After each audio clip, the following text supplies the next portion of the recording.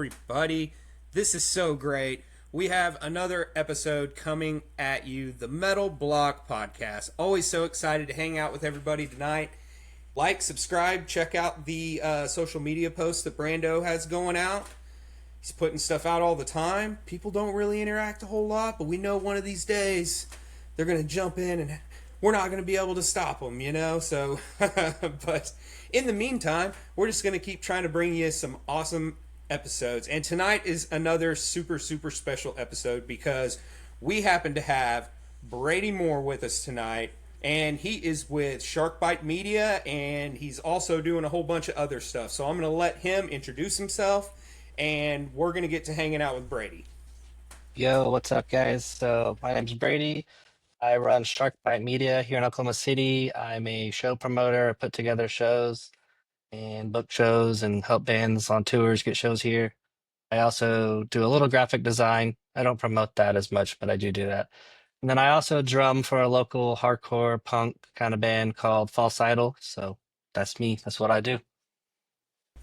Sweet. Yeah, very nice, man. Thanks so much for hanging out with us tonight. We're really happy to have you. So everybody out there, just a little quick backstory. I was at a show in Oklahoma City at 89th Street. If you've watched the episodes or one of the episodes before, you've heard me talk about 89th Street.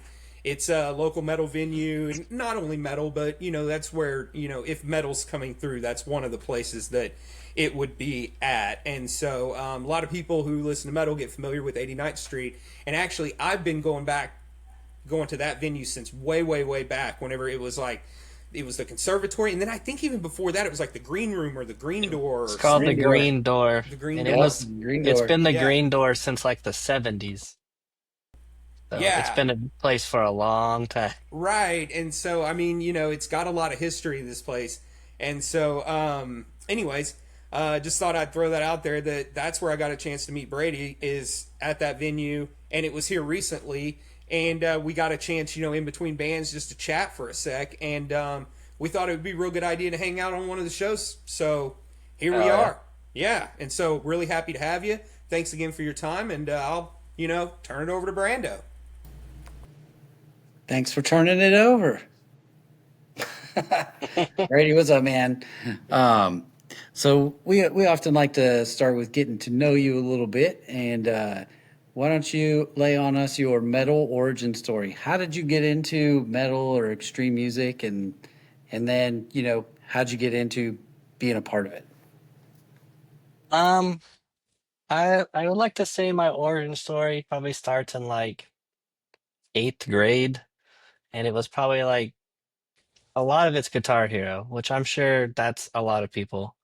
But like my best friend, like in middle school, would show me bands and stuff, and like so I would go. I bought like the Atreyu album, Bullet for My Valentine's first album, and City of Evil by Avenged Sevenfold. Those are like my three like got me into where I am now albums for sure. And I learned how to play drums from playing Rock Band. Like my whole family, we had it, we'd all play it, and I'd play with my friends, and every time they were like, "You're the guest of drums, so you just play the drums." To the point that I got so good at the game that they were like, "Well, you're just a drummer all of the time." And then that was how I went into real drums. So, but yeah, listening to music off of Guitar Hero was probably how I got into actual alternative stuff. All right, thank God for video games, right? Right. Man, it's actually really cool because, that wouldn't have even been something that was really available to us, Brandon, like at our eighth Right. grade kind of time period. Nope. And so, just to see that, it has inspired people, because you're actually, not the first one that we've heard that talks about Guitar Hero kind of being a little bit of a gateway into actually In Your Grave. We talked about In Your Grave. That was the show that we met at. Their drummer, Steven, he talked about Avenged Sevenfold Guitar Hero being one of Yep. the things that came out, that as I guess he was playing it, he enjoyed it so much that it got him into metal. And he said Yeah. he didn't even really care much for screaming music before then. So anyway, shout out to Guitar Hero for bringing some metalheads you know. Man, right? I think when we were in seventh and eighth grade, I was playing Turok Dinosaur Hunter and Goldeneye on Nintendo 64. I think those were like that was what was hot. Like there I was think no you're guitar right. here. It was Nintendo 64, GoldenEye, and Yeah, Turok. That was like yeah, right when it came out. That is so funny, man. yeah. And Oh, Mario Kart was dope on that Nintendo always, 64 too. Shit. always Mario Yeah. Kart. But yeah, man, different worlds. But that's very, Right. very cool. I love hearing that. So, But all right. So, Brady, then how long have you been playing, like real drums, not drum band? What is it? Oh my God, I can't even think of the rock game band, now. Rock rock band, band. drum band, whatever. Uh, I I'm think old. I think I started when I was like 14 or 15, and I'm 31 now for reference, so at least 15 years. It was probably like 2010 when I started, and my mom was just like, "Hey, you play that game all the time. Do you want me to buy you a kit? Because all your friends tell you you're really good." And I was like, "Yeah, sure." So we went to Guitar Center and bought a drum kit and been rocking ever since. How transferable was the rock band skills onto real drums? It wasn't bad. So I'm self-taught. I've never had a lesson. I've never gone and sat down in the class. I've never practiced paradiddles or any of that stuff. I just listened to music and played it. And then from there, playing music with friends is just how you kind of learn. You're like, oh, you learn how to write with a guitarist. And then one of my best friends was a drummer too, and he was way better than me. So he would show me stuff, and then just kind of goes from there. But Rock Band's not far off. I mean, you're missing a couple things here and there, but it's not. Okay, very cool. Is it like on the guitar? I guess it's not too far off if you play like he's used to playing like drop tuning, right? Just hitting like Right. the frets or whatever, like Dude, strumming the rhythm like that. That's cool, man. All right. Well, why don't you tell us a little bit about how Shark Bite came to be? How'd you get into doing Shark Bite Media and show promoting? okay, so I'll have to go back for this one because not everybody knows my history, but I actually booked shows about 10 years ago. I started in 2015. I booked under a different name. I had a different company at the time, and I don't even know how I remember why I got started. I think I was just like, somebody wanted help putting a show together, and I was like, oh, well, I know some bands, and I used to make a lot of flyers for local shows doing the graphic design stuff. I remember I somehow just put together a house show at my friend's house out in Mustang. And I was just like, hey, can we do this at your house? And he's like, yeah. And then it was like a band from Texas came up and like three or four locals played and like it went super well. And I was like, maybe I should just keep doing this. And everybody was like, yeah, that was pretty cool. And so it just kind of snowballed from there to where I started looking at venues and skate parks and all kinds of these DIY places. And then eventually that led me to booking like pretty big bands like Kublai Khan and like Varials and Spite and Body Snatcher and like Last 10 Seconds of Life. Like I started getting into those bands and I was like, damn, this is crazy. Like, and then in like 2016, I got really burnt out on it and I stopped. And then I didn't do it again until like 2023. And the only reason I got back into that and came around and doing Shark Bite is because I joined False Idol and we were having a hard time booking shows. Like I kept asking people to play and they were just blowing me off. And I was like, well, I'll just use my booking contacts. I'll just book our own stuff. I'll just ask some friends to play a show. And I'm friends with the owner of 89th. And he's like, yeah, you can come back and start booking again if you want. And then Shark Bite slowly snowballed back into what it was back, 10 years ago. So kind Nice. of how I got started. Okay, that's cool. So, who would you say is probably like the biggest act that you've been able to book? Probably what it probably was Kublai Khan. Now they weren't like huge, huge at the time, but they were a mid-sized touring band at the time. But like now they're so huge that I'm like, that's cool to say that I have them under my belt. Hell yeah. So, and then I'd say Body Snatchers up there. They got really big after I booked them, and then Varials. Varials is like a metalcore beatdown band from like Pennsylvania, and like a few months after I booked them, and they like slept at my house, they got signed to a record deal, and then got like way bigger after that. So One could those are say my maybe they favorite got three. big because you booked them. Right? Yeah, There for you sure, go. for sure. Definitely. You mentioned Last 10 Seconds of Life. Did you hmm book that show? I think, was that them that played with, it was at 89th where they played with like Oceano, or who did they play with? It was last Uh, year. It was last year. But this was not the show in August. This was the show in like April or May, and it was at 89th. no. So the last time I booked them was probably like 2016, and it was just them and like three or four locals. I haven't booked a ton of those bigger bands again since I've been Shark Bite, but it's kind of like starting over fresh. So I'm trying to get back up to there and hitting up some of my old contacts, some of my old booking agents and stuff, and being like, "Hey, I'm available. I'm here in OKC again. If you need a contact, kind of thing." So it's slowly been getting back up there. I mean, I get messages a couple times a week from bands from all over. So So when a band reaches out to you about booking a show, what kind of stuff, like what information do they provide? Are they like, hey, it's got to hold this many people, we want to play this day, or like, is there like some negotiating there? Like, how does that whole process kind of come together? the only time I'm probably negotiating is if it's with an agent, and if they're like, "Hey, we want this much money, and we want this much of a cut of the door and stuff like that." If it's a band just booking their own stuff, they're just doing a couple week run, and they're from, let's say, Colorado. A lot of times they're just like, "Hey, we have a tour. We're gonna be here on, October 15th. What can you do?" A lot of times it's just that. Oh, and sometimes I get messages from bands out of town where it's like, "Hey, we want to come play Oklahoma City." I'm like, "Cool, when?" And they're like, "I don't know." Like, you gotta give me like a date and time or something. And a lot of bands will hit me up and be like, "Well, let us know when we can come play." And I'm like, "You tell me when you want to come play. I don't know you. I'm not gonna like reach out to you and ask you to come down. You gotta tell me when you want to come here." So it really varies. Sometimes it's really particular about everything, and sometimes it's just whatever, we just want to play. Okay.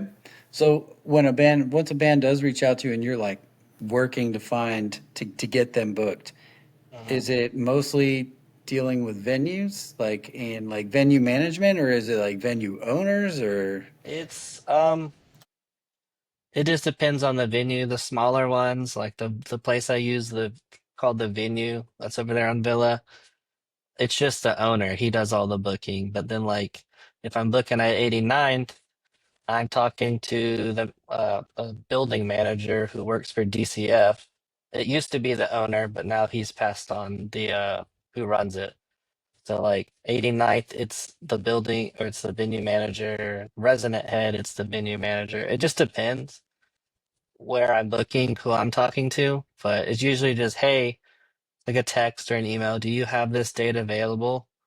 And then he'll tell me if other people have a hold on it and stuff like that. And sometimes I kind of have to like wait from other promoters or booking agents who've placed a hold on it and be like, because they haven't made a decision yet. So I sometimes I just kind of have to wait people out, which is not fun, but it happens. right on? So do you have like a already like a collective list of venues that you like to use, and you have like that's your kind of dating myself again, but like Rolodex, so to speak, Yeah. of contacts and stuff. Or are you constantly looking for new places? Both. So I have like three or four places I always use right now. It's typically 89th is always my first one I'm gonna try to use because it's my favorite venue. They give me probably the best deal for the quality venue it is. Then I have a couple others that I use, but I am looking for new places because sometimes all three of those places just don't have something available. So right now, I am trying to find some alternatives, especially for smaller shows, like a DIY space. Like I'm so open to anything because shows are just shows to me. If you want to play at a, in a church back room, like I don't, you know what I mean? I don't care as long as the show is cool. So I often ask for more places. Like I'm talking to three different places right now. I need to go do like tours of them because I'm like, I need more options. My long-term goal is to buy and operate my own venue. Me and my I was wife going have to been ask that talking. question. Yeah. Yeah, that's I'm working on getting towards that, but one step at a time. So, do you network with other promoters and media companies to like try to get things together? If you're like, just you can't find a venue, do you have other promoters on speed dial too, where you're just like, dude, Um, fucking help? yeah, so I sometimes will talk to the people at DCF. I'm like, hey, do you have any connections other places? I'm not sure if you're familiar with Backroom Productions. They do a lot of hardcore stuff here in Oklahoma City. And I'm friends with the owners there, so sometimes I'll reach out to them and be like, "Hey, do you have any hookups on a new spot?" Or, "Hey, how do I get a hold of this band?" and stuff like that. And I even have some friends who are promoters down in Dallas that my band has worked with, so I made that connection. So like, if they want to bring people up here or vice versa, they need some Oklahoma City bands. So I'm always trying to grow my network by connecting with people any way I can. That's the way to do it. I like it. Yeah. For sure. Yeah, it seems that the only way you're going to succeed is by building those contacts and, you know, becoming, and that's not the only way. That's like one of the major steps. You've also got to, do good business, be a good Yeah. business person. And I don't even mean like super even smart in business as much as you just have to be a person that people can trust. You Yeah, know, it's just yeah, you know about how those relationships go, and all you have to do is like rub somebody wrong one time, and man, it can really sour a lot of yeah. things. And That so, that happened that happened to me very early on with a band, which is kind of another reason I started promoting, but we played at this venue that I won't name it because I won't rehash beef, but it's a venue that's 21 and up in Oklahoma City, and my band played our first couple shows there, and the venue, I guess the promoters argued with me about like every little thing. She wanted my band to play at like really specific times. She wanted to start the show really late and all this stuff. And I was like, hey, like, that's not gonna work. And she was like, well, you don't know what you're talking about. I'm like, okay, sure. And so like we haven't been back since. We've told our friends' bands to not play there. We've had so many bad experiences and so other people. So like things like that really will rub me wrong, and I'll make sure other people know about it. and they tell two friends, and they tell two friends. Yeah. Yep. And not I want like somebody's business to fail, because whoever owns that building or that business, I don't want something to happen to them. But at the same time, when you have somebody running your business for you and they're doing stuff like that, you kind of got to be a little bit accountable. Well, like we were saying, it comes down to that trust. And so I think Mhm. whenever you can build up that, then people are picking up the phone to call you, and they're trying Yep. to book the shows. Like, hey, man, like Brandon was saying, we're going to be in town on these dates. Can you find Hmm. something? And, it happens like a lot for bands. You'll see bands put out like the tour flyer, and then Yeah. all of a sudden one of the bands that's on that tour will have like this sideshow on a Yep. side city on an off day of the main tour, Hmm. and it'll almost be like, oh, these 11 shows over here on the main tour, and then the co-headliner or maybe even the like runner up, they'll be over here playing 12 shows because Yep. they'll have like this 12th one that's off because, hey, we're driving through, and I'm trying to remember, that might have been, oh, Rivers of Nile was a Hmm. show, and I can't even remember who they were playing with at the time. It was during that show, Brandon, where they were playing with Vitriol and uh what is that? Greg went down to it down in Chaos and Carnage. that's the one, Chaos and Yeah. Carnage. And so it was Chaos and Carnage, but for some reason Rivers of Nile was like, no, we're going to play in OKC like in Yeah. between two of the Chaos and Carnage tour dates. And so that was really cool, but they would have to, have somebody like you in their pocket that they could Yeah. pick up the phone and say, hey, let us get a show in, on this day. Yeah, and that happens a lot, and I get hit up from that a lot sometimes too. Or these middle or even opening bands on a big tour on their way home is usually what happens. It's like, hey, we just finished this big tour. It ended in Chicago, the last date, but we live in Texas. Well, And they're now out of money. we still have to drive 18 hours home. We're going to go through three major cities on the way home back to Texas.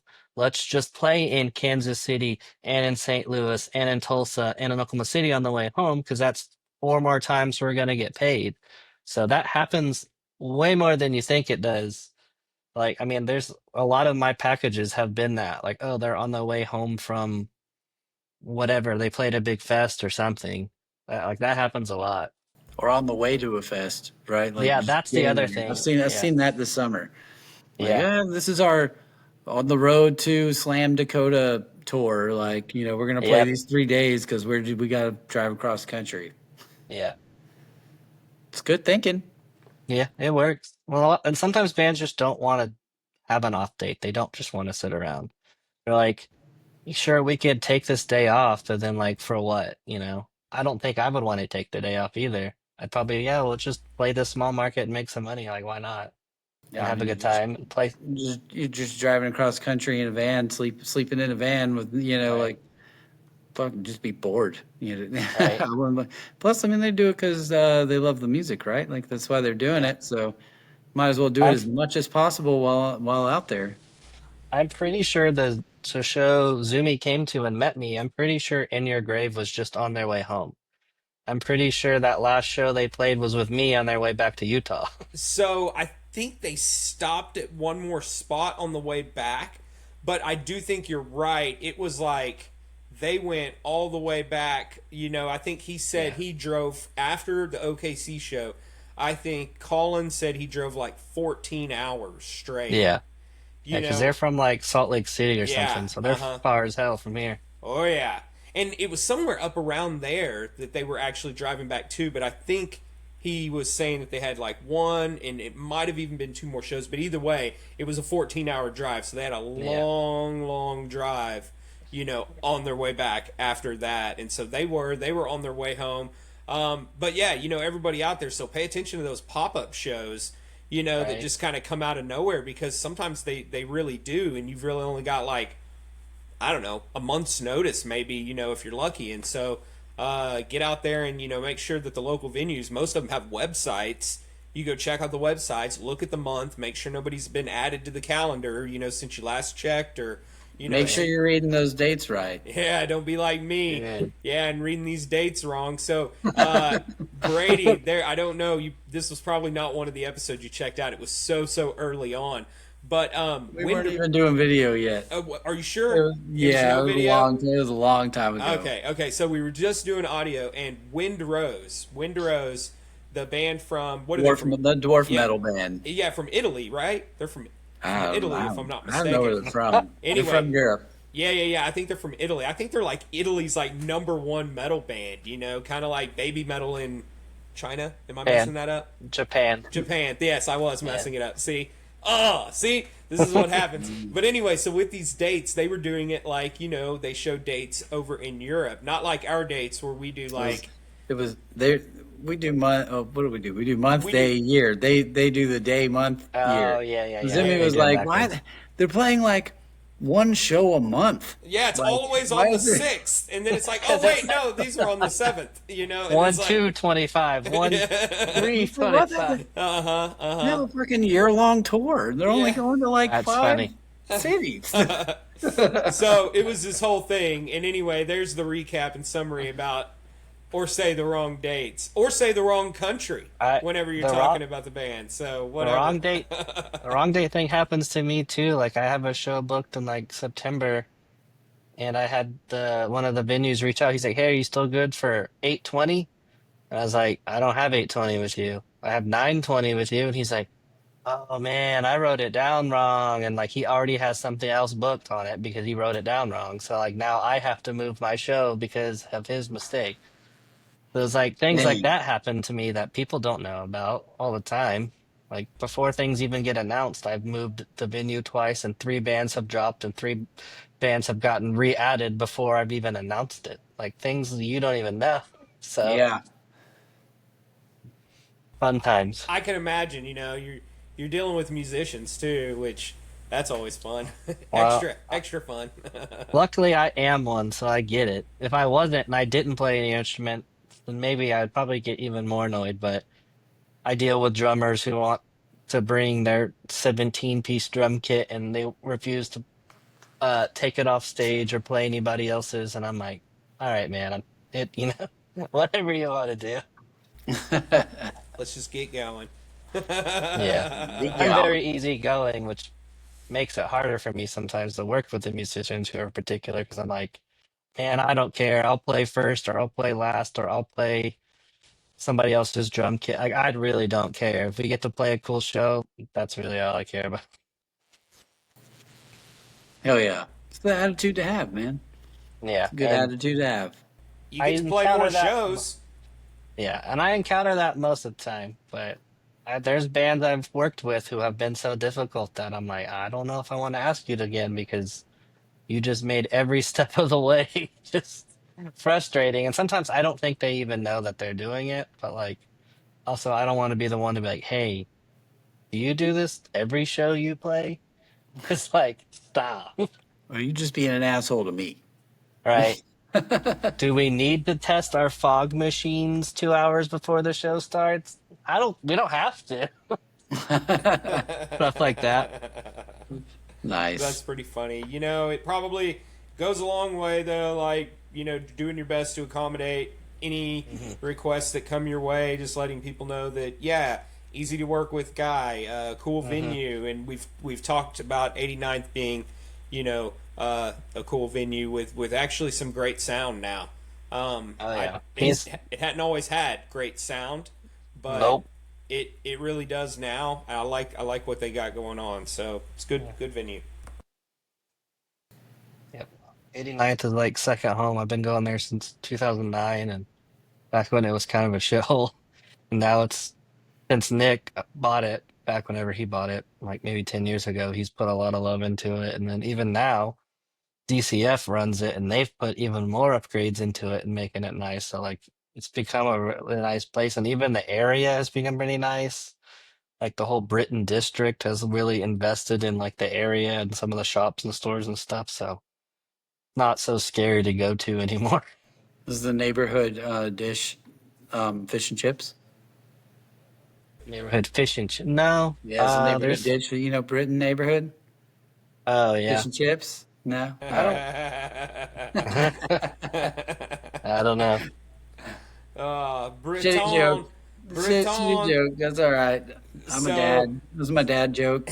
well, what's funny is over off Britain, there's a place called Off the Hook that serves fish and Fish and chips. chips. There you Oh, go. Yeah, nice. and so I was immediately Yo. thinking, wait a second, how far actually is that from 89th Street? And then I was like, well, that's a few miles away. Like, Yeah. yeah. No, right there at Britain and Western, there's like three really good restaurants. There's like El Coyote, which is a really good Mexican restaurant, and then there's Burger Punk, which is a punk themed burger restaurant. So, and then there's like a coffee shop, and then Orange Peel is a vintage clothes shop, and it's actually owned by the owner of 89th. So I was it's pretty cool. gonna guess Chinese food. Uh, You there's probably know, that over there too that I don't Yeah. know about. orange chicken. Yeah, no orange So chicken. that Burger Punk that you talk about, um, that place reminds me of like a garage, like the Mhm. garage, as far as Yeah, like these all these different types of burgers, but it's just a different twist. They have just kind of their yeah. own style of, burgers. And I actually went there one day for lunch, and I thought it was all right. They have lunch Yeah. specials that even have beer if you want to grab a beer Yeah. for lunch. So Burger Punk's one of my favorite local burger spots. Like, it's just it's got its own thing. They're not doing too much. There's not like a million choices. It's just like This is our stuff. It's good. Like, Yeah, you ever go to like I don't know if BJ's is BJ's like a national chain. yeah, it's a chain for sure. So the Oh yeah. menu at BJ's is like this spiral bound notebook that Yeah, looks like something I would buy whenever I was starting school, you know? right, And you're just like, "Oh my gosh, look at all this right. stuff," you know? And it's oftentimes like overwhelming. I know there's so many people that are like, "This is what I want. I know what I want." But Yeah, I'm always like, "I want to look at it all." And then the whole time I'm like, "Should I have gotten this?"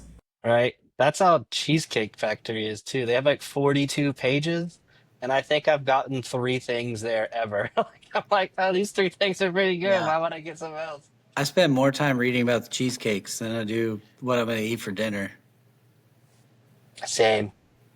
They do have good cheesecake. I'll give them It is. that. It's pretty good. I'm always like, this is overpriced for cheesecake. Like you almost have like I've already spent $100 here and I haven't No. even gotten to the cheesecake yet. I go to Cheesecake Factory just for the cake. I don't even get dinner. I just get a piece of cake and leave. Like take it home and eat it. Their shit I is don't. so That's it's the trick. expensive.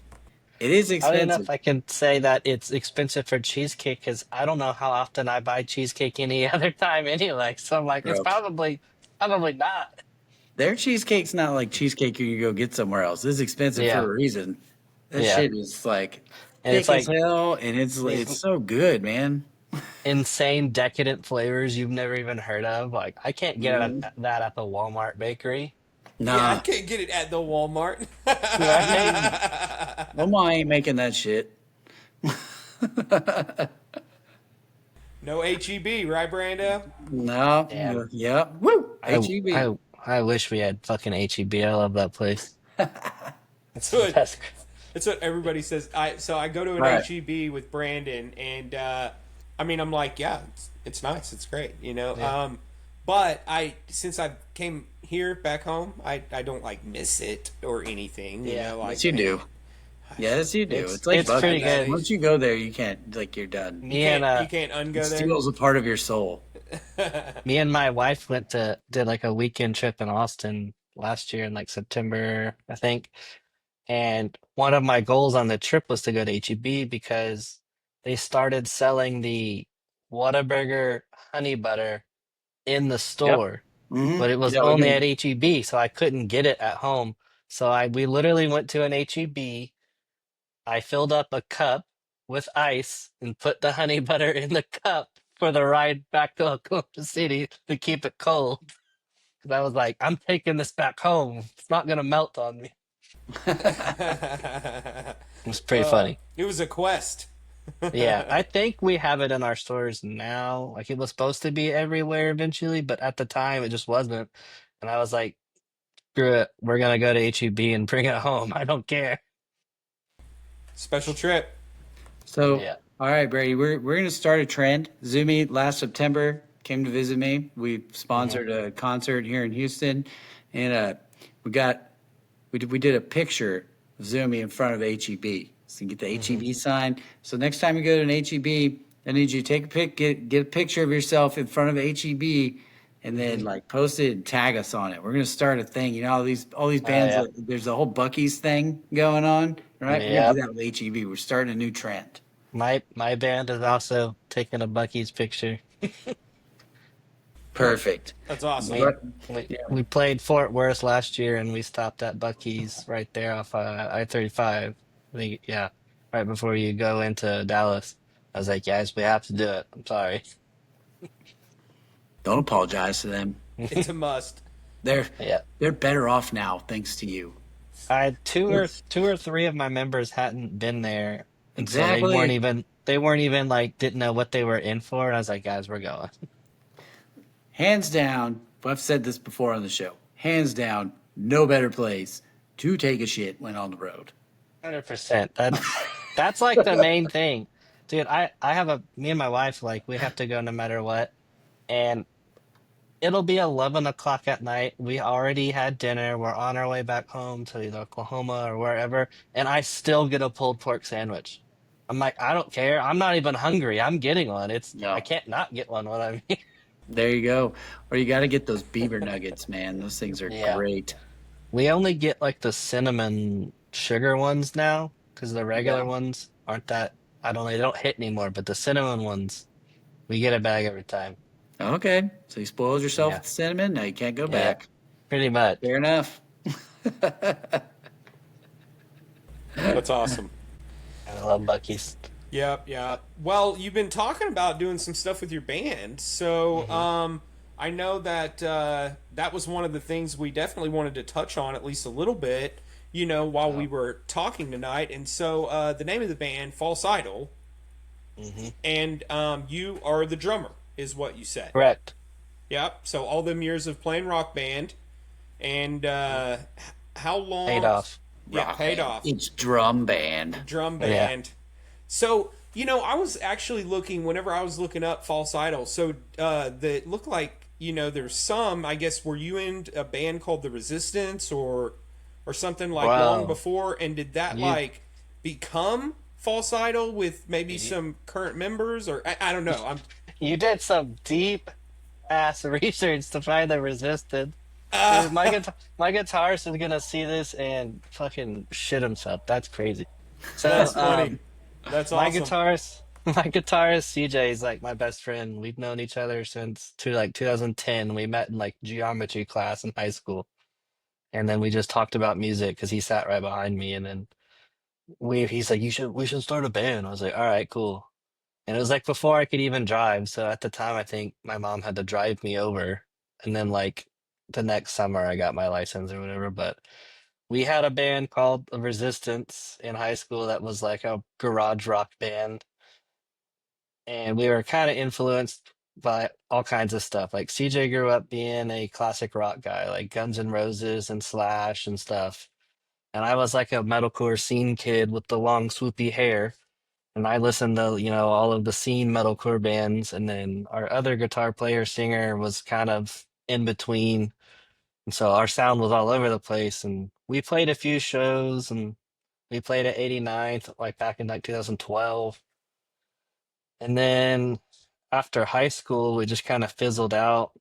Me and CJ actually didn't talk for a long time. We just kind of had a falling out and just didn't talk for a long time. And then like later we would talk here and there, but we didn't hang out. We weren't that close. And then what brought False Idol together was in 2022. I was in a really bad car accident.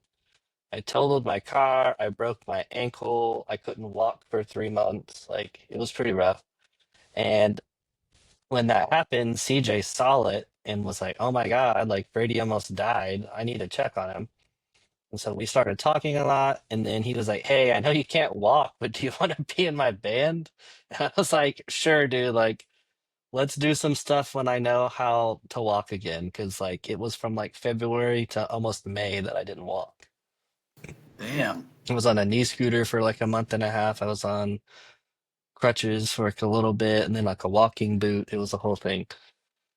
So finally, when I got out of all of that, I was like, yeah, let's meet up. And he had already had False Idol going. He had already had a couple members come and go. Like it just wasn't taken off. And so I was like, yeah, I'll come try out and drum. And then ever since that first time, I was like, yeah, let's keep doing this. And we've had a couple members rotate since I joined, but me and him kind of clicked like it was old times and started hanging out. He hadn't met my wife. I hadn't met his wife yet. Just during our time, we didn't talk. And then now, like, our wives hang out together all the time and we babysit his kid. And so, like, that's kind of how False Idol got going. And then slowly over time, we found these other members that we have now just through friends of friends or Facebook posts or whatever it may be. And we have a pretty good lineup right now. It's pretty fresh. We've got a couple new members since like the beginning of the year, so it's been a roller coaster. Did I see you guys had two vocalists? Is that what? So CJ, my guitar player, plays guitar and sings, and then we have like a front person who does mostly harsh vocals. They can sing, but um, they mostly do harsh vocals currently. I gotcha. I gotcha. Because I was listening Hmm. to the EP that you put out, Goblin Hmm. Mode. And Yeah. so, it definitely sounded like some hardcore punk. It Yeah. actually reminds me of back in the day whenever I'd listen to like Punkorama and all those like punk Hmm. compilations that they'd put together and stuff. It reminds me of like a band that I would have discovered on one of those compilation discs. Yeah. So Our many of them back then. our influences are all over the place. That it's like we tell people we're hardcore, but like we're kind of that, but not always that. And then like at the beginning of this band, it was a little more pop punk, but like I'm so heavy band influenced that over time I rubbed off on CJ. And I was like, you gotta like learn some harder shit, bro. And then now, like the three new songs that we have Right are on. even way more different than the stuff on that EP. So we're always evolving and changing.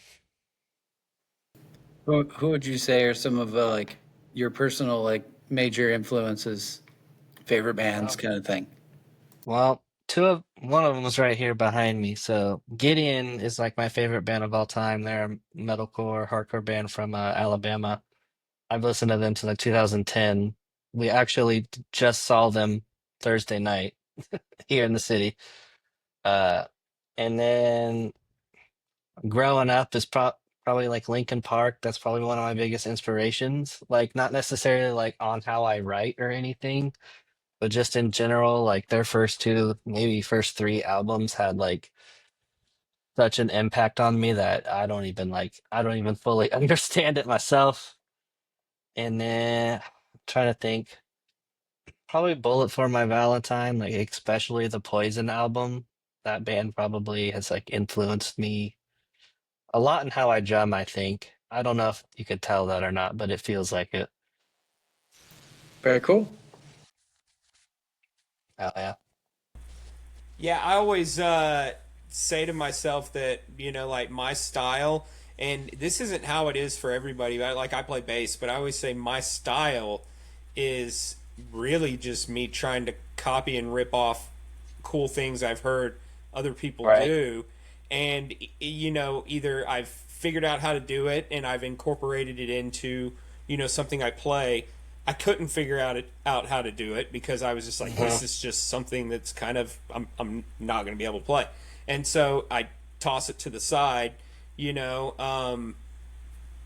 just kind of Yeah. like molds, or you learn something new on accident trying to do Yep. something and you realize like, oh, that's kind of cool, I'm going to do Yeah. this instead because I can't do that other thing, and it ends up being like maybe not like signature but something that Right. you tend to find yourself like going back to or wanting to bring into your writing. And anyway, that's just something that I know I do personally, and Yeah. so I don't mimic the people I'm trying to mimic very good. Yeah. So Yeah. it just becomes kind of my versions of what other people are doing, and then I have to figure out how to clean it up and make it listenable. That happens a lot, like especially in writing music where it's like, oh, you played the riff a little wrong. And I was like, no, no, wait, play that again. And then that's the main riff. And then it ends up being a song. It's just like messing around and it played something a little bit wrong or a little bit off of what the other thing you're actually trying to write. And then you're like, all right, no, that's sick. Let's do that instead. All those beautiful accidents. Yeah. You're like, whoa, whoa, whoa, Yeah. no, no, no, what was that thing you just did? And then they're like Yeah. playing, and then you're like, no, no, no, the thing before that. And then they'll Yep. play it, and you're like, the thing after that. And Yeah. then they're like, oh, you just mean this little? And you're like, yeah. Yep. What was that? There's a part in one of our new songs that's just like this little riff CJ played and he was playing it to like make fun of like people who do it because it's kind of like a generic metalcore riff. And I was like, yo, that was kind of sick. What was that? He's like, oh, I was just kidding. Like, I was just making fun of all those other bands that used to play this riff all the time. I was like, yeah, but that riff was kind of sick played again. And so now it's got like a tiny part in the middle of one of our newer songs because I was like, you gotta like sneak it in there somewhere. And now everybody smiles. They're like, Yep. You're like, oh, that's the part. that's the spot. Yeah. Yep. Don't mess it up. Here it comes. Hmm. Oh man, that's awesome. Well, so what does the band have going on right now? Alrighty, I'll give you a breakdown. So since the beginning of the year, it's been fairly I'd say rough, I guess, because our original vocalist that we originally asked, he quit in December, mostly just personal reasons. He just didn't have the time and the financial stability to keep doing this. His car broke down and all this other stuff. And he's just like, I don't want to hold you guys back with all the stuff I have going on. We're like, all right, dude, we get it. He's still a good friend of mine. We still talk. I've known him for a long time. And so we were like, well, damn, that sucks. And so we still played a show in January without him, and it went okay, but we weren't like sold on it. And so we're like, all right, we need to find another vocalist. We started taking it serious. We got this guy that our bass player knows. It was like her friend at work's husband, and she vouched for him. He sent us a bunch of videos. He was really good.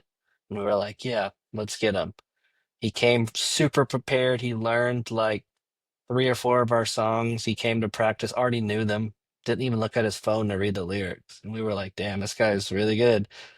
And we played like 2 shows with him. And then like we played with I don't know if you've heard of this band called Belmont. They're like kind of easy core. They're like pop punk with like heavy parts kind of mixed in. And they're just a really cool band. And we got a chance to open for them. And then like I don't know, a few weeks, maybe a month after that show, we got like a bunch of messages from his girlfriend saying that he was abusing her and yelling at her and all this stuff. And we were like, oh, come on, man. So we start dealing with that, and pretty much he just admits to everything straight to us. It's like, we were like, all right, dude, well, you got to go. And he's like, well, what? And I'm like, I'm not gonna keep you around. Like, I don't, I only met him that year. It's not like I've known him for 10 years. So he quits, or not quits, he gets fired. So we're like, all right, I guess we'll find another vocalist again. And then in the middle of that, our second guitar player also quits. And not because of this, just because his own life was falling apart. And so, like, in April, maybe April, no, because that was Belmont. I think it was May, we were really like, I don't know what we're gonna do. It was just me, CJ, and Bree, our bass player. And we were just kind of like, I don't know, what do you guys want to do? And so we were just like, let's just chill for a minute. We took like almost a month off, no practices. We didn't even really like talk about what we were gonna do. And I thought about just starting like a side project to kill time. And I met this person named Chloe and this guy named Eric. And I was like, hey, they wanted to start a new band. Well, they happen to be a vocalist and a guitar player. The The two things stars met in align. Eve. And so I met with them once, and they had a riff and kind of told me what they wanted to do. And I was like, okay. So like, I waited like a couple days, and I talked to my wife, and I was like, this is kind of funny because this is what we need. So I just asked them. I was like, hey, I already have a band. We already have material. We want to write all new material. Would you guys just want to come write with this band? Saves us having to go find 3 other members or whatever. And they were both like, yeah, that'd be sick. To my surprise, I thought they would be like, no, we want to do our own thing. But no, they were both like, yeah, we would love to. So like that next weekend, they both came over. We showed them the old songs we want to keep playing. We showed them the new ones we're working on.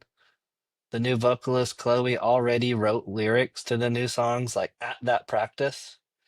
The new guy, Eric, learned the songs, I don't know, in like that day. Like he already had them down. And so things are going really good right now. We're looking to try to play a show maybe at the end of this month, if not September, and just get back to it and kind of debut these new people. We haven't like fully announced this yet, so like if this is on social media, whatever, but like You we're heard it gonna here first. The metal. right, Oh my God, what's our podcast called? The Metal Blog right. Podcast. So you can have the scoop. I don't think my band would be that mad about that because we're gonna do like pictures and like this is our first show with these. We're gonna do all that, but like we'll get there.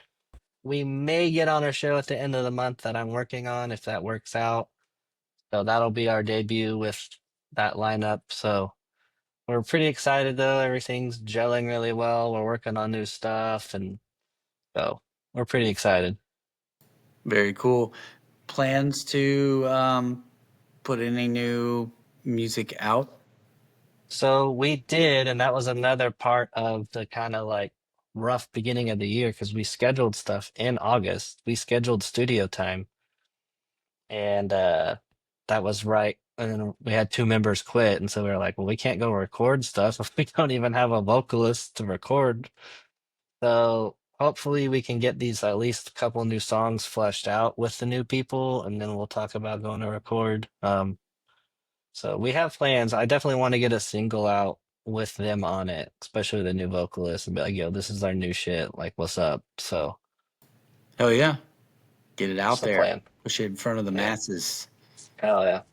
I like it. Well, and it kind of like rounds everything back out, right? You know, I mean, Yeah. everybody in the band now has like a part that they've contributed to the stuff that's Uh-huh. actually out there, and so I mean, it just like it's healthy, you know, Yeah. for the band to do that kind of stuff. Especially I would say any time you have like a new member, like your goal should be like, we got to write a song, we got to put a song out, you know, Yeah. because that now is like become something new that you know some more glue to like hold everybody together, a bond, you know, and so yeah, I think that's like I said, healthy. It's super awesome Yeah. whenever that happens. Well, and we don't ever want anybody to feel like they're just like a hired gun. We want them to feel like they're a part of this band and they have a say and they get, like they get to write too, like not just, oh, here's this guitar part. You go learn it and play it for me. Like we want them to actually have a say in the design, the logo, the pictures, if we play a show or not. Like everybody has to have like a say and a part in it. All right, Brady. We've been talking about your band, False Idol. I think it's awesome time right now. It's perfect time. The best time. There's no better time. This is the best Oh time. no. Oh, no. Let's hear a song. I think Hell we yeah. talked earlier before we got on here about a song that you might want to play. Why don't you introduce your band song and we'll get it cranking. Yeah, so y'all should play our jam Toothache. That's our favorite song. By False Idol.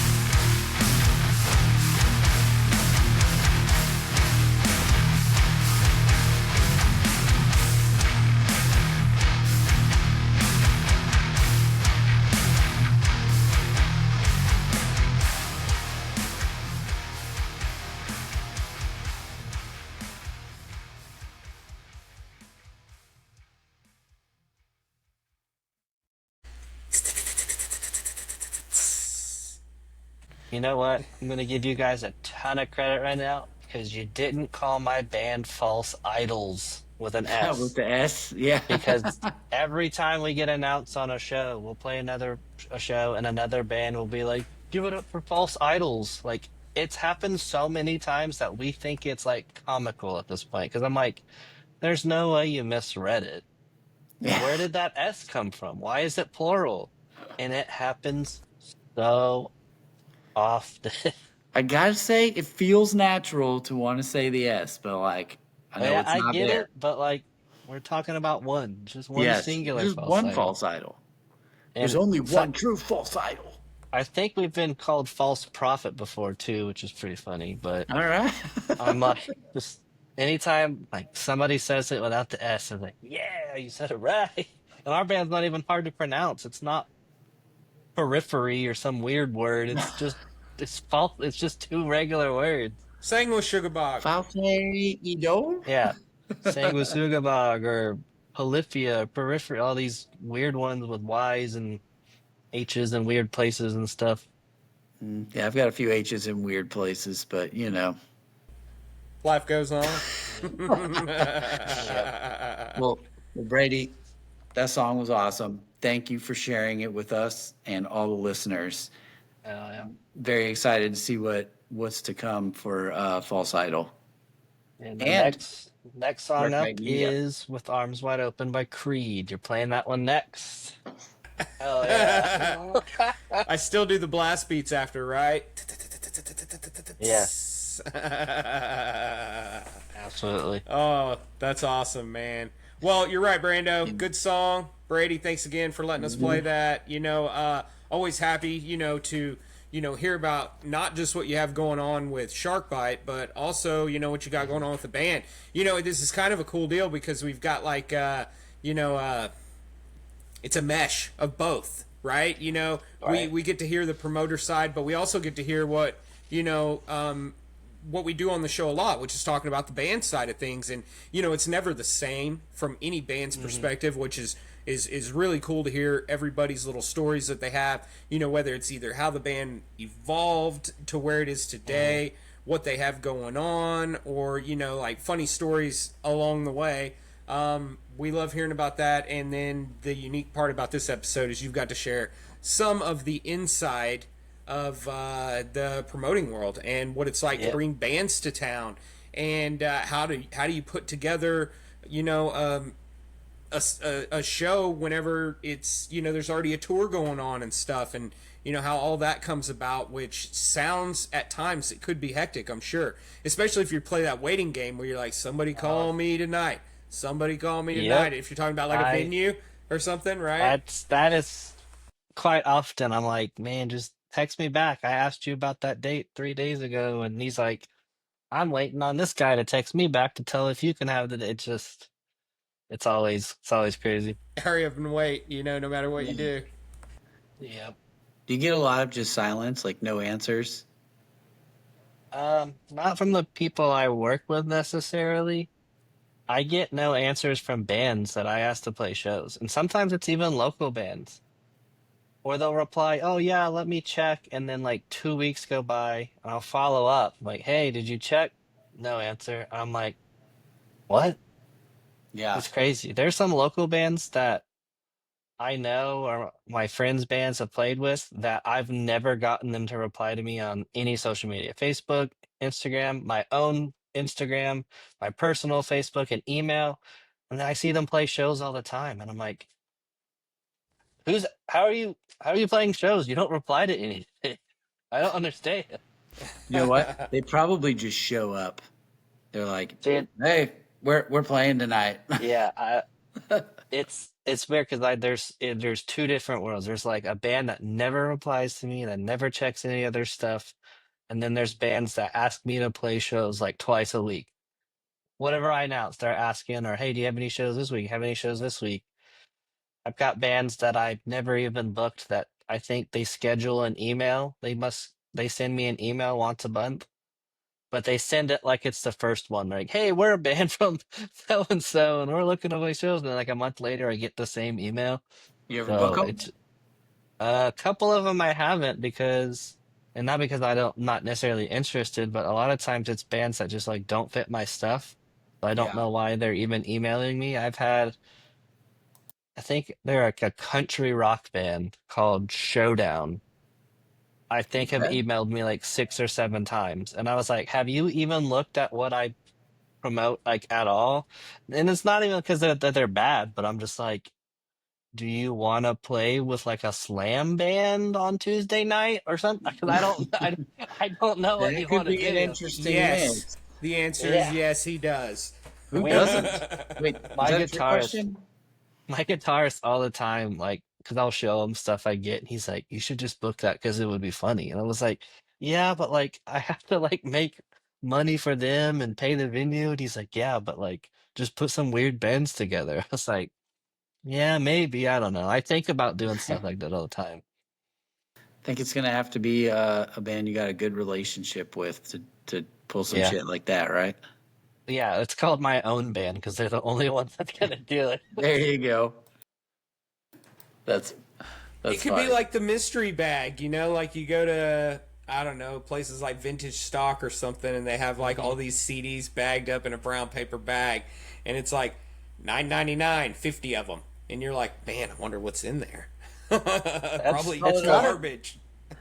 not a terrible idea. So when I first started Sharkbot, I was doing these showcases. So I was just picking bands that kept asking me to play shows, and I would do 5 or 6 bands. They could all be different genres, and I was just like, "This is a showcase. All of you guys are been wanting to play. You're just all gonna play." And it would be like a doom band, and a hardcore band, and an emo band, and like a post-hardcore band. And I'm like, whatever, y'all, who cares? And honestly, people really liked those a lot. People have asked me to keep doing them, so might bring those back at some point. That's cool. That's cool, Yeah. man. You could put together like a Battle of the Bands tour, Yeah. right? Like every Battle of the Bands I've ever been to, it's like you don't know what you're gonna get, right? Like Mm. you have no idea who's coming up next. Like, what do they got? What do they get? Even in What is this?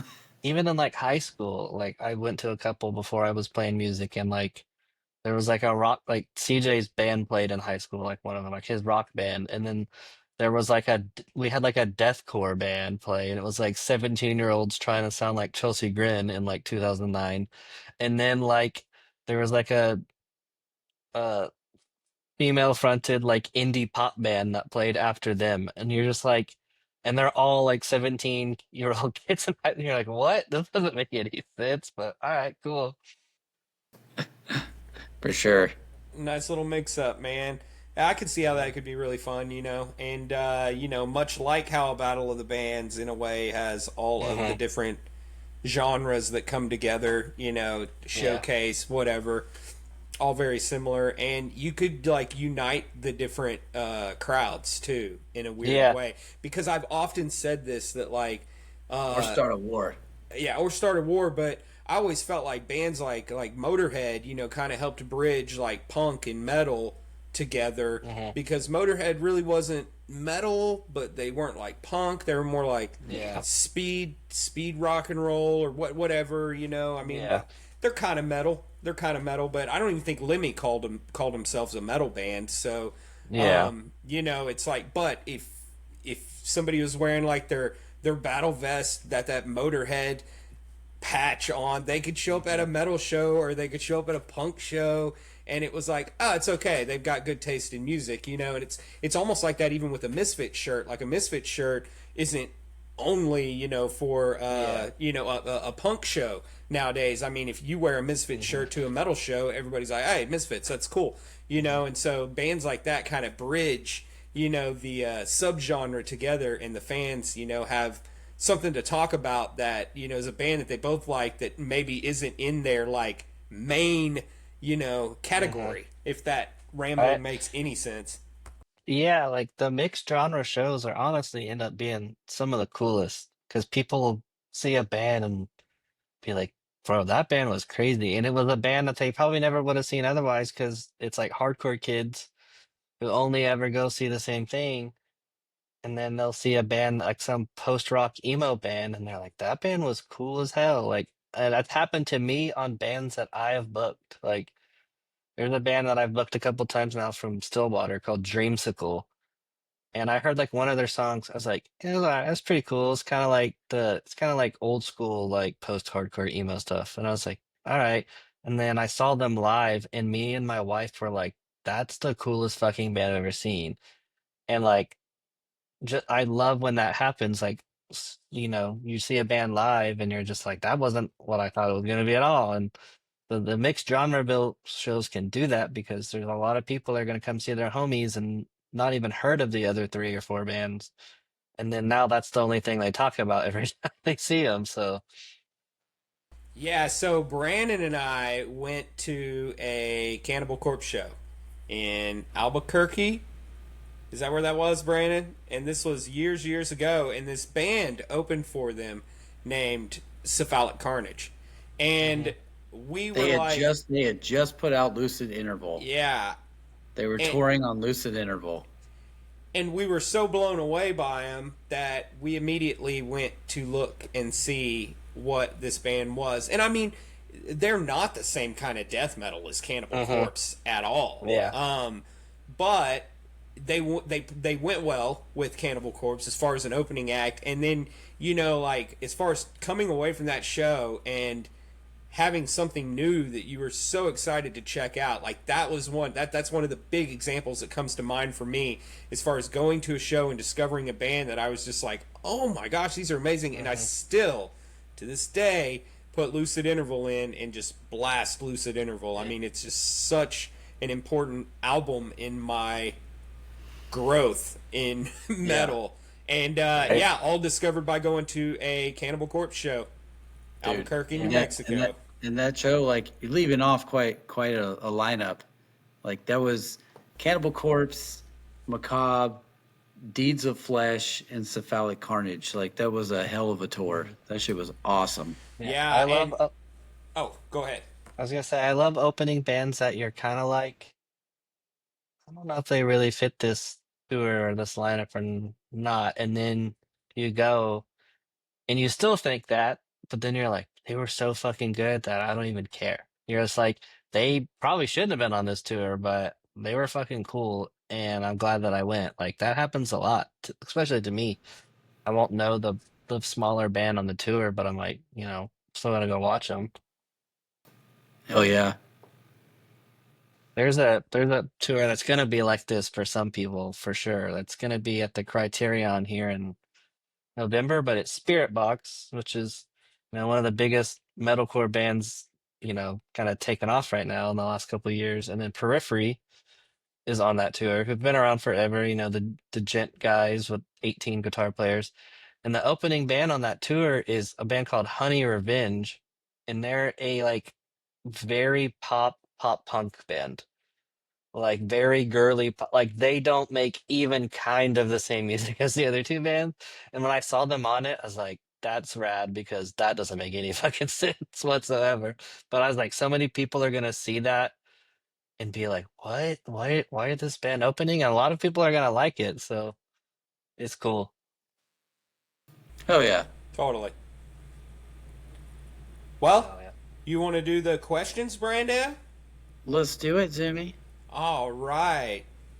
So, Brady, if you've seen some of our other shows, we ask 5 kind of random questions. I say random every time. They're not random to me, they're random to you. I do pre-plan them. They're random to Brandon. me too, Brady. Actually, Brando over here, I sent him the list when we were dealing with some technical difficulties, so he should have seen them by now. I didn't read it, though. He's I lying. don't read. But Don't they're read. they're just fun. They're usually like non-music related. Sometimes music still gets into the topic, but that's not necessarily any requirement here. It's just to get to know you better, and so everybody else out there, they walk away checking out this episode and they see the person who's behind the episode. They get to maybe run into you at a show, get to walk up and say, hey, what's up, I liked the show, thanks for putting them on. I'm sure you like hearing that kind of stuff. It's always nice to hear people be like, man, that was an awesome show, dude, thanks for doing that. So you guys out there, you recognize Brady, go say what's up to him. And after we ask these questions, you'll know him so much better. You'll get to talk to him about all the things we're going to get to talk about. So, Quick side note. Quick side yeah. note. Well, it's not a side note. It's related. These are very important questions. Okay, you got to make Okay. sure you give good answers because this is the part of the podcast where we decide if like we like you. Cool. Cool. Can't Yeah. wait. So here's what's kind of funny. Here's what's kind of funny though. We will have different guests on, and it's obviously our favorite thing to do. We've transitioned the show from just talking about music to having guests on all the time. But there'll be people that you can tell are kind of guarded and reserved and stuff. And throughout the episode, they'll start to loosen up a little bit. We'll play the song and celebrate them and their band and everything. And then by the time we get to these questions, it almost is like that. Brandon's right, but it's not that we decide that we like you. It's just through this process we all become buddies, and it's really fun because I think it's more of them deciding they like us. yeah, probably Like, right. we're already sold. We Yeah, invited you. You're like, we do. We're already happy. We have you on the show. We want you here, so have it's to decide. I don't know if I would do that one again. After yeah. this ends. Exactly. Like this is a little too out there, but no, I think people have fun with it. We definitely have fun with it, so we're gonna keep it going. And if you're ready, here's question one. I'm ready. Let's do it. All right, easy question. What kind of vehicle do you drive? Oh man, you. That's not an easy question because I'm a car guy. So, which we Ah, haven't even breached, but I just drive. My daily driver is a Nissan Maxima, and then I have a 2007 Hyundai Tiburon that I've owned for 13 years that has about everything you can modify in a car modified. So that's my There you go. answer. See, we're learning about you. yeah, You're a car yeah. guy. All Yeah, you're right. you're a car guy. See, this is the whole Yeah, reason why we do this. This is great dude. stuff. What is your That's it. this isn't one of the questions.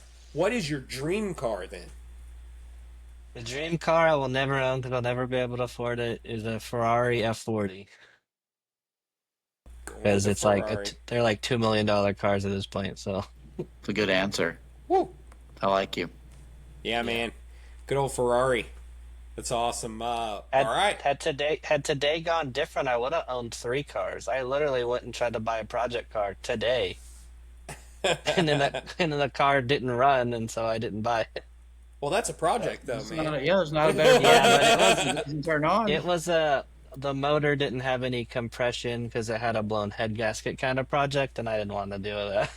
It's a different kind of Yeah, project. Yeah, Yeah, yeah. I would have. I it would have. wasn't like a fixer up. It was a replace the motor thing. I was like, Uh no, huh. I'm good.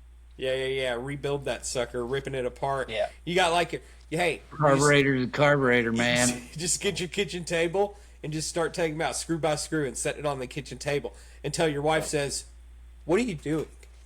So funny enough, me and my wife have rebuilt a motor together. Oh, She used to have a Miata and the motor seized up on it and we pulled it and completely tore it down. We bought a new block and then rebuilt it. So I am capable of doing that. That doesn't mean I want to do that.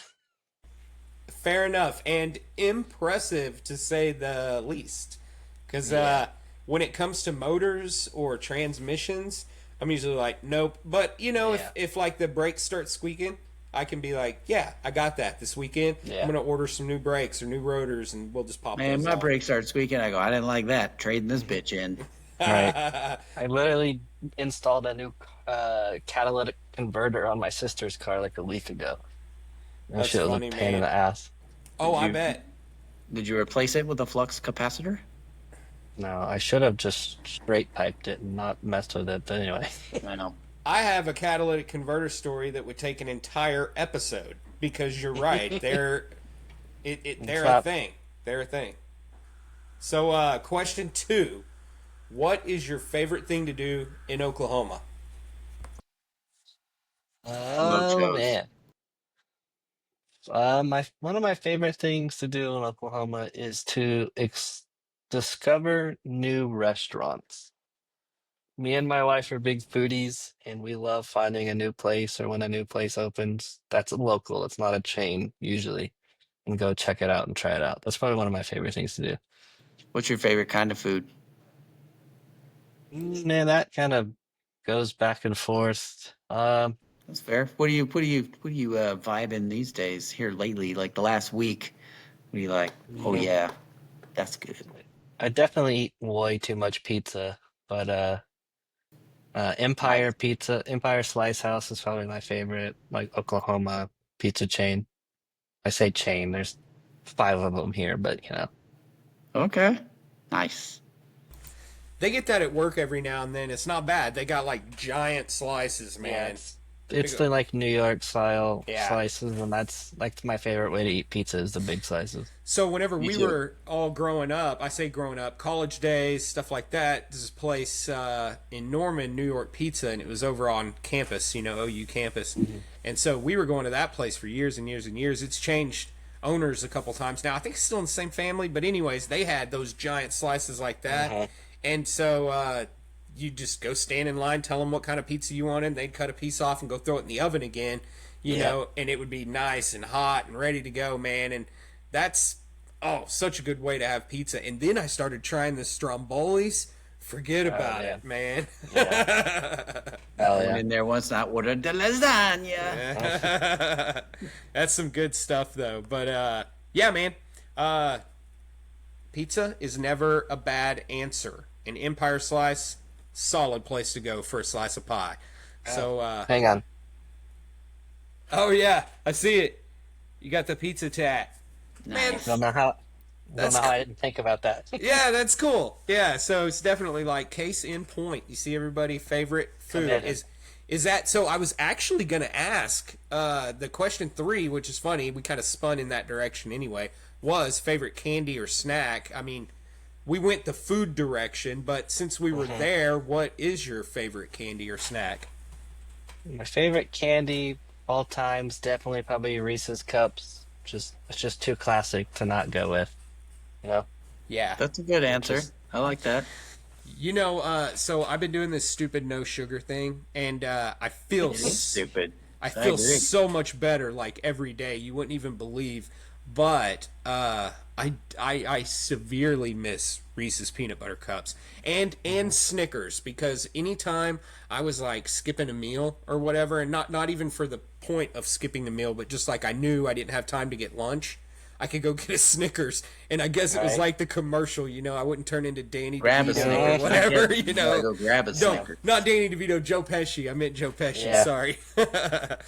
But Reese's, solid Throwback. answer. Definitely, yeah. Do you sleep on your stomach, side, or back?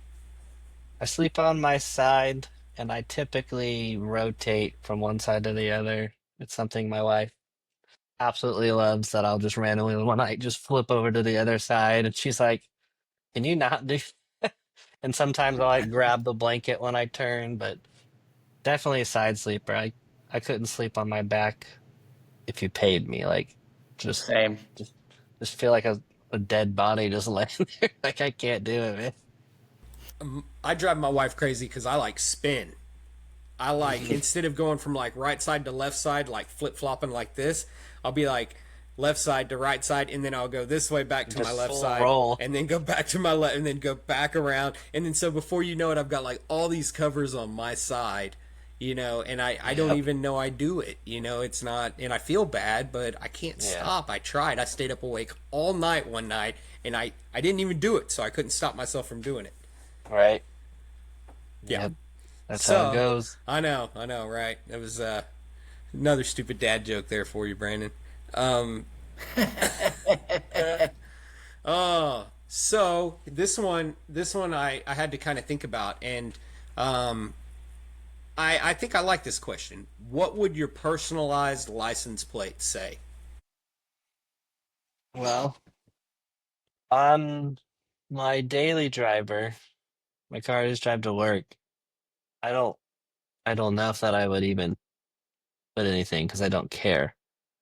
But my other car, my modified car, does have a customized license plate on it, and it says low-ish. So it's Lowish. And it's from a joke because I have a Tiburon and it was lowered. And at the time, I had a friend who also had a lowered one back in 2015 or something like that. And his Instagram handle was Low Tibby, like it was a nickname for the car. And when I started modifying mine, I was like, well, I could be like low-ish, like as a joke. I was just like, I'm not gonna be as low as you. I'm not gonna lower my car like you. And somebody was like, that's hilarious. So that's been my Instagram handle for like over 10 years now. And so lowish is my license plate because it's just been an inside joke forever. So that would be mine because Nice. it is. Love it. I like that, and it's gonna fit too, right? Because I think you get Mhm. 7, and lowish is 6, so Yep. you can, you know, make Yep. that work. So that's a Yep. that's a good one. That's a good one. Has Now, I like anybody the had already had a plate when you've asked that before? So that's the thing. We haven't asked that question to any other band Oh yeah. or group or anything before. Oh yeah. And so, in I try to change them up. And here's what's funny. Before the episode, I was talking to Brandon about some of the questions, and I was telling him, I was like, I think I'm going to ask like favorite ice cream flavor. I don't think we've ever done that. Well, I actually keep a list of every question that we've Mhm. asked. And so I went back and I realized on the Do very you really? I do. And so on the very listen to He's this. learning things about Yeah. you. So on the very last episode, we asked that question. It's just not even one that had been published at the time, we're Oh, that's talking funny. You right now. did? So, yes. And I was like, I don't even remember, because we change them so often. And I'll think, well, let's ask this question. And I'll talk to Brandon about it. And then I'll think, well, I better go check. And now the list is getting longer and longer. Whereas before it was like, a short list and it's easier to come up with some. Now, oh my goodness, it's I a little, love it's tougher. I love that you didn't know I was a car guy and I got two car questions. That's pretty funny. I don't even know what the That chances of is that. funny. I guess I was just on to cars. It, You know what? The it, hardest one to not ask is about food because everybody can relate yeah. to food and everybody usually has a place that they like to go or a type of food that they like to eat. It, it's extra funny that you're talking about cars because like you can see band flags and stuff behind me on this side of the wall here, and then there's two shelves over here and over here that are nothing but Hot Wheels. I have a room full of Hot Wheels in front of me, and I'm literally just been staring at them the whole time, and it's so funny that I just randomly get two car questions. Yeah, I love it, man. It's just it's great whenever it like works out like that. And again, just another reason why we throw those questions in there just for a little extra fun, and it just like personalizes things for us. And in this case, not only did you get to personalize it because they were your answers to they're the questions we asked you, but they were actually related to something you already had a strong interest Right? in, and things like that happen for a reason, man. I always Yeah, say, I like, love I that. think Brandon said the stars align. So, yeah, that's, Yep. the I stars align and mean, then right place, right time. I Well, literally well, have like Hot Wheels sitting on the desk here that I haven't decided where they go yet. Do you have any It's nice. like Batmobiles? Do you have any Batmobiles? I don't, but my dad also collects. Like we collect together. We go to like hunting together. We go to antique shops. We go to Hot Wheel like conventions together. And my dad has, I think, every Hot Wheel Batmobile they've ever made. I think he has every one. I'm going to find you a Nice. Batmobile and I'm going to get you a Batmobile, Yeah, buddy. yeah, because he has all of them, but like there was one that he just doesn't like, so he doesn't get it. It might be like the Bat plane or the Batmobile boat or something. Oh, the But I Batboat. think he has every car from every era, and he has it in like multiple colorways. He's got like the black and the blue one, and they'll do like a limited edition sparkly green one, and he has like every one. It's crazy. I've seen that where they'll do like the tumbler from the Dark Knight, Christopher Nolan ones, but they'll have like a black one and they'll have a camo one and they'll have Hmm. and it'll be like the desert camo, not the Yeah, green and jungle camo. the OG like original Batmobile. That's is it the Adam West one. Dude, that one has so many colorways. It's not even funny. And ones that were never in the comic or the show, like at all, like lime green and then sparkly blue and then purple. And you're like, were these? Was it ever even this color? No, no, they Hot just Wheels just does whatever they yeah, want. they just redesigned it and or painted it different so they didn't have to redesign, another car and then resold it, man. Um, Yep. you hear about that kind of stuff all the time in marketing too, where all you have to do is just repurpose something in a way, Hmm. and then all of a sudden people want it again. It's just make Yeah. it a little. It's the same thing. It's the exact same thing, Yeah. but looks different. Funny is Hot Wheels does this thing where they do the Hot Wheels Legend. So it's like a real tour that they do and like real cars that people have built they bring them and they get voted on, and then like they do it in multiple countries, and it goes down to the finals, and whoever wins gets their car made into a real Hot Wheel. And so what's funny is they'll make that car, and it looks like the real car, but then they'll put out three other versions of it that aren't that guy's car. So it's like you got your car made a Hot Wheel. Well, now you get a green and a blue and a red version of your car. And I'm like, all Now we right, that's own cool, your I car. guess. We're gonna make it whatever fucking color we want. Dude, they do that, and it's pretty funny. Oh, that's great. We don't like your car's color, so here's some other Yeah. suggestions for you. Right. Yeah. I was just like, you could have just done the one. I didn't need three other versions of it, but that's cool, I guess. Yeah, that's awesome. That's so much fun. Well, everybody out there, Brady, if you see him, hanging out at one of the shows, whether he's, one that he's promoting with Shark Bite, or, you happen to catch the band whenever they're out, doing some shows here upcoming, especially because they're starting to pick back up again. So, False Idol, remember to keep an eye out for them. And you No see, S. no S, no S, No S. just one. If you say false idols, you're uninvited. Uninvited. T-shirts are 2 times the price if Yeah, you say double. yes at the end. Yeah. Yeah. Double the t-shirt price, but they're already expensive, right? Merch, goodness gracious. But anyway, go up to Brady, say what's up, talk to him about the shows, talk to him about the music. You can see he loves it. This is what he does. So he'd be happy to talk with you and, support the bands, support the shows that he's putting on. Go out there and see some good metal. There's lots of good shows that are always happening. Bands are always putting out good music, and not just the big bands either. A lot of the local stuff is really, really killer. He was talking about Kubla Khan earlier, not being as big of a band whenever, he got a chance to promote a show for them. And that, even though, you love going to see that band that's like super popular, it's always way cooler whenever you got to see them whenever they weren't as popular, and you got to have a little bit different experience with that band and that show than you might have gotten had you waited until the popularity picked up a little bit. And I think we've all been there, some, at least if we've been to a lot of shows and we followed a lot of bands, and it's it's really cool whenever we get to do that. So Brady, thank you so much for joining us tonight. Thank you for taking the time to just hang out and talk to us about how you do things over on your side, man. And we look forward to, all the shows that you're going to put out, and also, what's going on, with the band. I hope I get to catch you guys playing, in Oklahoma City or something, real soon. Can I plug some shows real quick? Plug away, my friend. Oh yeah. Yeah, so the next show that you guys would be able to go to when you're seeing this or hearing this would be probably my biggest thing I'm working on right now, and it's called Bite Back Festival. So it's my first festival as Shark Bite. It's going to be 8 bands at 89th Street. They don't do stuff like that very often, especially with that many bands. So it is going to be Squelching, State of Filth, which is a deathcore band from Texas, Hollow Thoughts, Ghost in the Atlantic, Burn the Throne, Bad Trip, Primal Hominid, and Eyeless. It's all at 89th. It's going to start at about 4 p.m.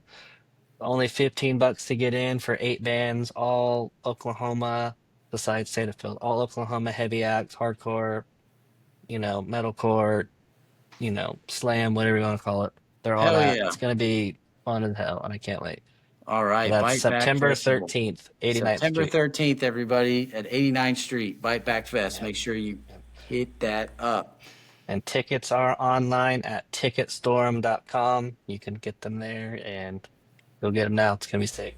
I think you can even go through 89's website. Yeah, their website links to Ticketstorm Yeah. because that's the only people they use. So Right. and that's who I Perfect. use for my stuff. So Hit it up. Have a good time. Heck yeah, yeah, that's my cool. big one.